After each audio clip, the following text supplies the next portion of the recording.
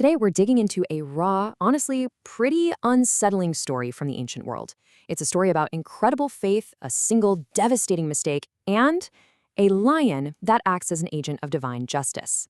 Yeah, it's a wild ride that really forces us to wrestle with some tough questions. And that question right there, that's the heart of it. It's the central puzzle of this entire story. I mean, how do you measure a life? Is it about the consistent track record day in and day out? Or can one critical failure just undo it all? This story offers a pretty startling answer. Okay, let's dive in. Picture this. We're in a place called Bethel. The king of the northern kingdom of Israel, a guy named Jeroboam, has just done something huge. He's committed a major act of spiritual rebellion by building his own altar, a rival to the one in Jerusalem. And as he's standing there, about to make an offering, this lone figure shows up, all the way from the southern kingdom of Judah. Now, the text is really specific here. This isn't just some guy. He's called a man of God. And that title, it's heavy. It means he has a deep connection, a serious responsibility. It puts him in the same league as legendary prophets like Elijah and Elisha. So you know he's there on a divine mission.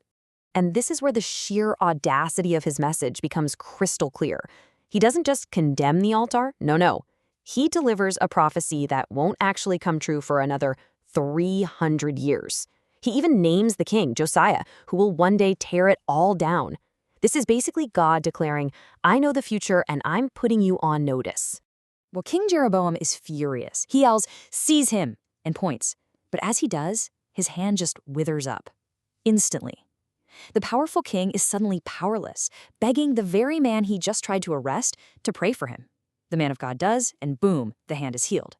It's this stunning display of both divine power and grace, all in a matter of moments. So you'd think a miracle like that would lead to some serious repentance from the king, right? But nope. Instead of tearing down the altar, Jeroboam just offers the prophet a meal and a gift. He's trying to turn this moment of divine judgment into a simple transaction. And this is the first big test of our prophet's obedience. And the man of God, he doesn't even blink. He flat out refuses the king's offer. He says God gave him very explicit instructions. Deliver the message, don't eat or drink anything here, and go home by a different road. He is demonstrating perfect, uncompromising obedience. So our hero has faced down a corrupt king and passed the test with flying colors. But, the greatest danger isn't always the obvious enemy. On his way home, he gets stopped by another prophet, an old man from Bethel who's heard all about what happened. Just look at the two temptations he faces. The king's offer, it came from a place of clear corruption. But this one is way more subtle. It's a lie wrapped in the language of faith. The old prophet says, hey, I'm a prophet too, an angel told me to bring you back for dinner. It's a message that directly contradicts the one he got from God. After 17 verses of perfect, rock-solid obedience, we get this one shocking, simple sentence. He goes back, he eats, he drinks. He breaks the one clear command he received directly from God. Why? I mean, what on earth could have made him do it? So, really, why did he do it? Well, scholar Dr. John Oswalt has a thought. He suggests the answer might just be exhaustion. The man of God was probably tired, hungry, thirsty. The old prophet's lie felt like a welcome relief, like an open door from God. But his fatal mistake, he didn't stop to check. He didn't take the time to ask God if the command had actually changed.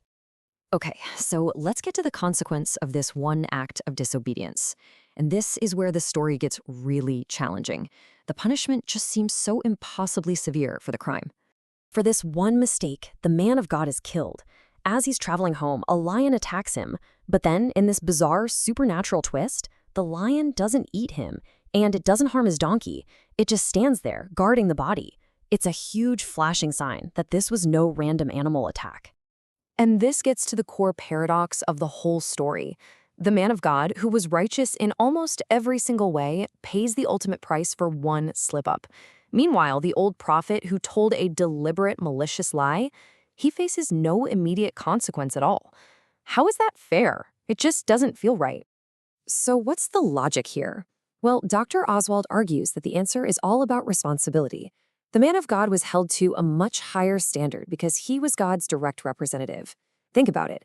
If he disobeyed and then just gone home unpunished, the entire impact of his prophecy against the altar would have been totally undermined. It seems that being close to God comes with a higher and frankly more dangerous level of accountability.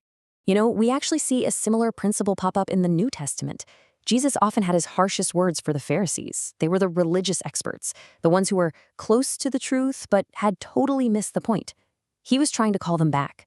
But in contrast, he said very little to the corrupt Sadducees, who were already considered way too far gone. The old prophet in the story, he was like the Sadducees, already so far outside the lines.